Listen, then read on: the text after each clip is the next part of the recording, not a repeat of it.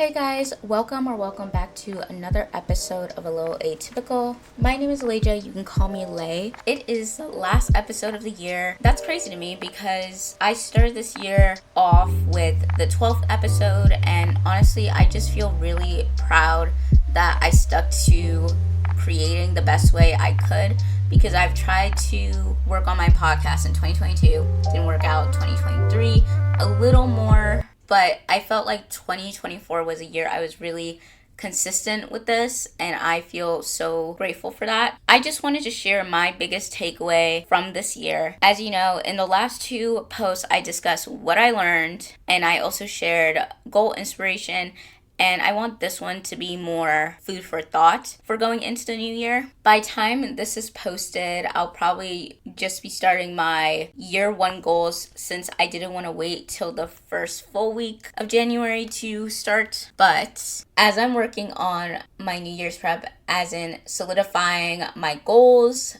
making my systems even stronger so I don't fall off, etc., I'm still absorbing this year. I could look at this year as a fail, or I could have this mindset as sometimes what you aim to accomplish isn't what needs to be done. This year, I only accomplished part of my goal, namely the ones mostly involving my health. But upon the missions I set out for, there were things that popped up unexpectedly, like finding a therapist, new pathways of thinking, specifically about trusting myself, showing up to be the person I want to be, and taking an active role in my life instead of just settling, and honestly learning how I unintentionally lost my spark. This year was foundational in the sense I had so much time to observe my behaviors, approaches, actions. I had time to realize how I got sucked into things in the past. So one example is college,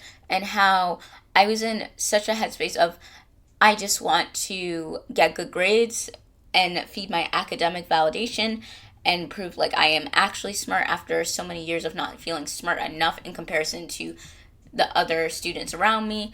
I wanted to prove I'm smart and could get good grades even though I'm in a completely different school. There was that. I got caught up in grades and trying to do as much as I could because I wanted to prove that I was smart. I don't know who I wanted to prove that to. Maybe it was to myself, because maybe deep at my core I didn't believe it. And how I got sucked into male validation, even from someone I was dating, because I got so caught up in making sure that he felt acknowledged for how he gave. I forgot how I actually felt loved and pushed it to the side to make sure that he felt like he was doing the right things to show me love, and completely ignoring that I did show him love the best way I could, that I tried, and that even with some of the things he did, it didn't necessarily make me feel loved, you know? But I was caught up in making sure that I was appreciative enough and acknowledged it enough, had this like belief in his head that he loved me more, and completely ignored how I showed love. And even just getting a job that it wasn't necessarily what I wanted, it wasn't right for me, but I wanted to know I was heading somewhere post graduation, and even if it wasn't what I wanted, I still had to do it in my head because it felt like the right next step. And from all those things, a lot of resentment grew. And once I had like this resentment in me, this bitterness in me, even once I was free from all of those things, you know, in a way, how I still approached life was so restricted and closed off that even the things that I wanted to do, I started to resent. That my zest for life was dead, and also my self-perception was shattered, because when you saw yourself as like this very smart, ambitious person, and you worked so hard to prove it, and you don't even know who you're proving it to, maybe it is to yourself, that you lose your spark, you know? Like you stop seeing yourself for all that you are, and everything that you do becomes measurement of who you are, and not actually the other things that actually make you you. So this year, I started to get my spark back. And what really helped me begin to get my spark back was understanding like a certain amount of key things. So I'm going to just list a couple of things that helped me the most, which is one, I would say being okay with not being good at things. So like an I can learn mentality instead of just not wanting to do something because in my head I think I'm going to be bad at it. It was also like being open for help and new pathways. So I guess in a way admitting like I don't know every single thing. I know what I know, but it's not everything. And I may know approaches, but maybe those approaches are not what's best for me. And maybe they could be better for me in another point of time, but it's not what I need right now.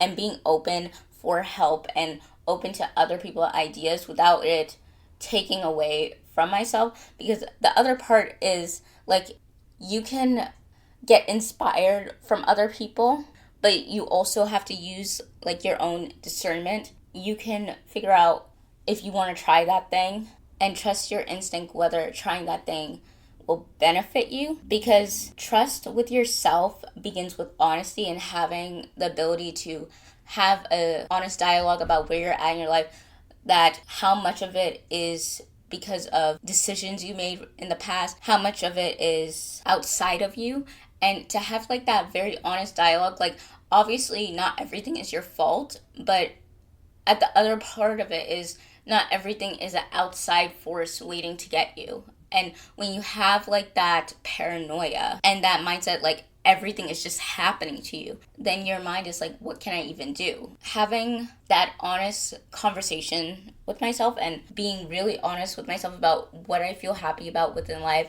what I don't, what is confusing for me, what feels gray, what feels muddy, what I can't decide on, what I want to know more about is helpful.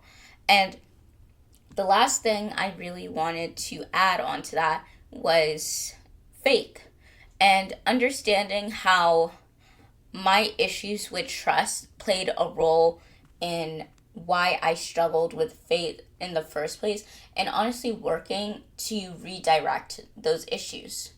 And I want to go into 2025 with this, all the lessons, all my biggest takeaways, and with inspired goals to keep working on myself and just not giving up, even at the times when I want to. And this is more like a reminder episode, a pep talk episode, to really just check in with yourself. Because I know sometimes we just don't, because life gets so busy. Sometimes you gotta have the mindset of you're never too busy for yourself. You can't be too busy for yourself, because when you get too busy for yourself, when you get so consumed with life and even the aspect of like always trying to grow, that you're not seeing yourself for all that you are, and you lose sight of who you are by trying to be this or trying to be that.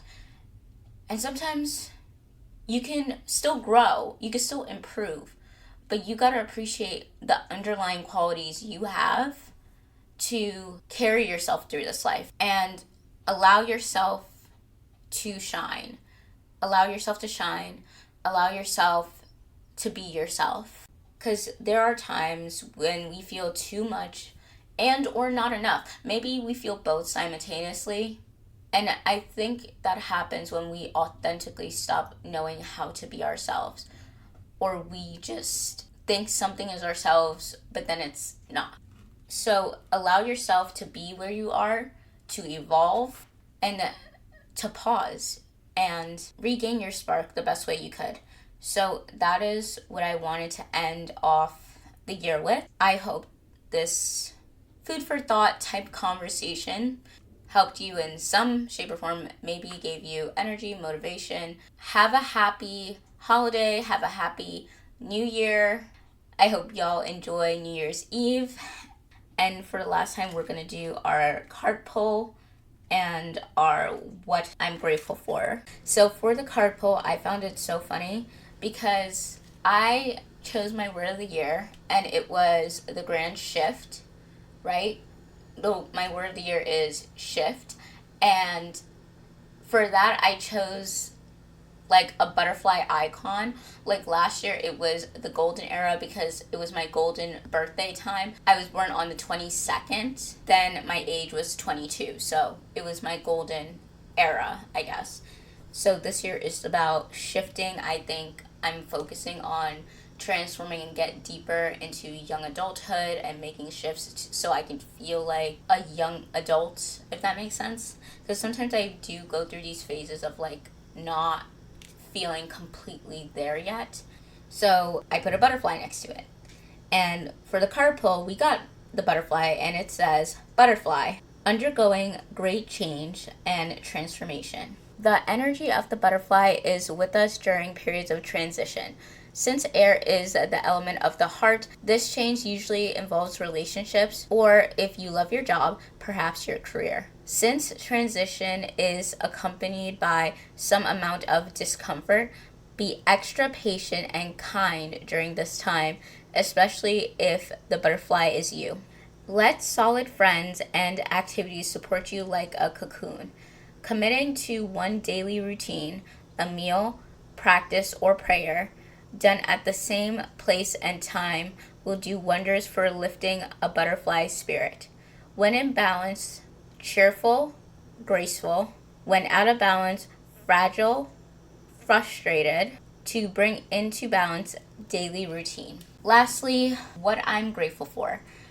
And for this final episode, I wanted to say what I'm grateful for is myself.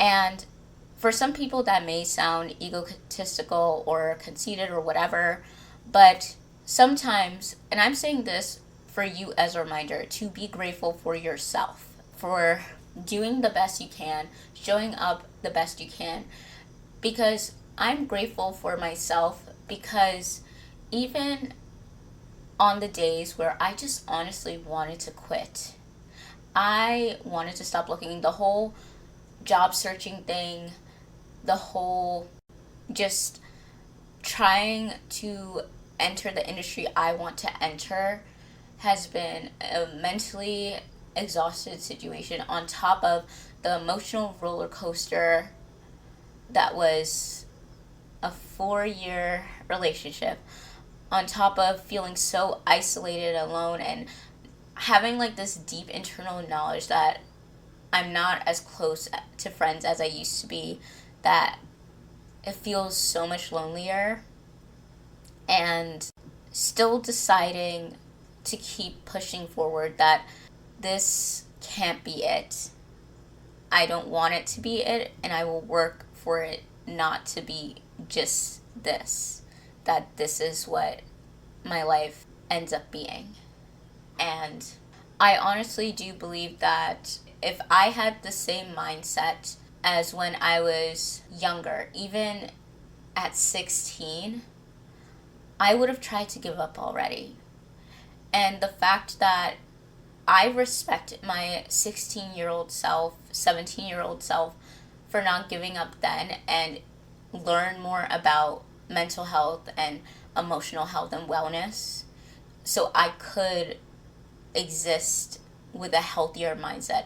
And I'm at a place where, yes, things hurt, but they're not breaking me.